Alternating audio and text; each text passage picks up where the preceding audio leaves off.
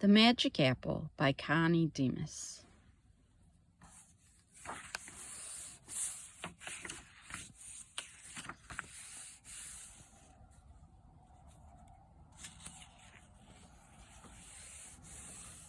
Once there were 3 sisters who were clever, brave, and beautiful.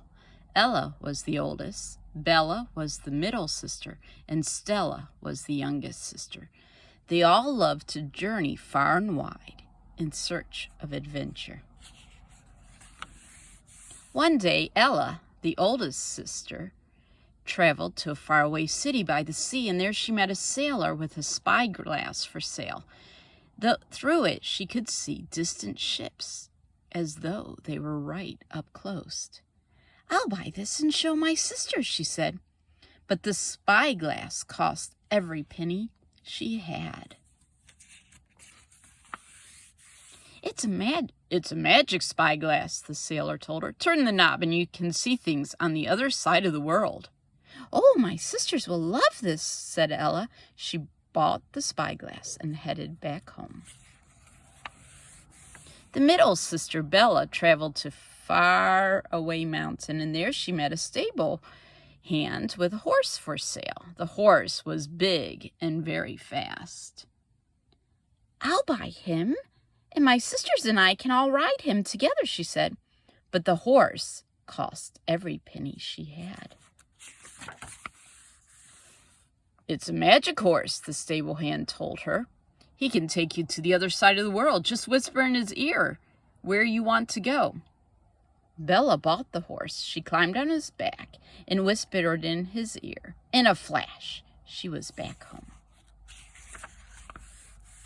The youngest sister, Stella, traveled to a faraway valley, and there she met a farmer tending an orchard of peach trees. On one tree, among all the peaches, grew a single apple. The apple was the largest, reddest, most perfect apple Stella had ever seen. "I'll buy this apple to show my sisters," said Stella. But the apple cost every penny she had. "It's a magic apple," the farmer told her. "It'll bring you good fortune." Stella asked what he meant, but he would say nothing more. Though she did not know why, Stella felt drawn to the apple, so she paid the farmer for it and brought it home to her sisters. Back home, the 3 sisters showed each other what they had found.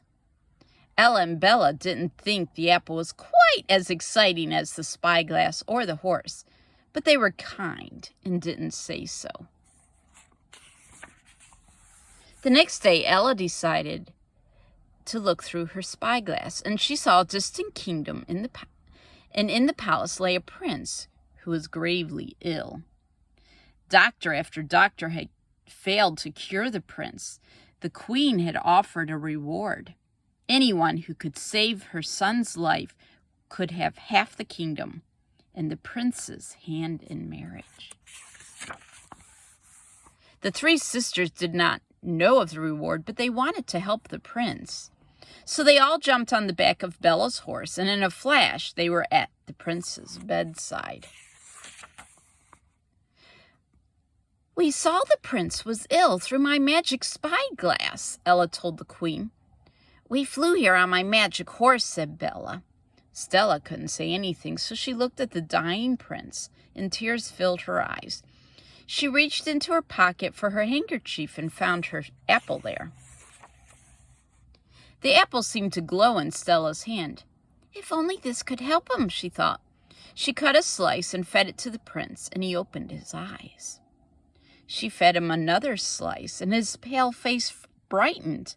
She fed him a 3rd slice, and he lifted his head from the pillow and smiled. When the prince had eaten the last bite of apple, he got right out of bed.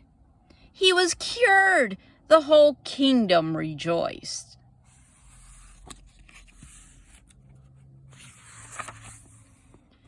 "You 3 sisters have saved my son," said the queen. "One of you may have his hand in marriage and half the kingdom, but which of you shall it be?" The three sisters looked at each other. They did not want to be unfair, but each wanted to marry the prince.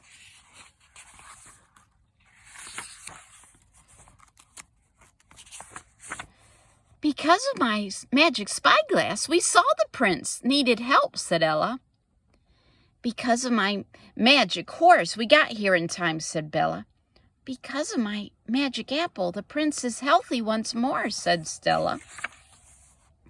The queen turned to her son. The prince must decide, she said. The prince looked at the three sisters. First, there is something I must ask each of you, he said. He turned to Ella. Has your spyglass been changed since you came to my kingdom? Ella held her spyglass to her eye, and she could still see the other side of the world. No, she said. The prince turned to Bella. Has your horse been changed since you came to my kingdom? Bella hopped on her horse and rode him to the other side of the world and back. No, she said. The prince turned to Stella. Has your apple been changed since you came to my kingdom? Stella held up her apple, and all that was left was the core. Yes, she said with a smile, it has. The prince took Stella's hand. Then it is you I choose to marry, he said. For to help me, you gave up something of your own, and that is the greatest gift of all. Ella and Bella agreed. The prince's decision was a wise one, and they were happy for Stella's good fortune. The prince and Stella were married the next day. It was a joyful wedding. Musicians played, dancers danced, and everyone in the kingdom ate apple pie.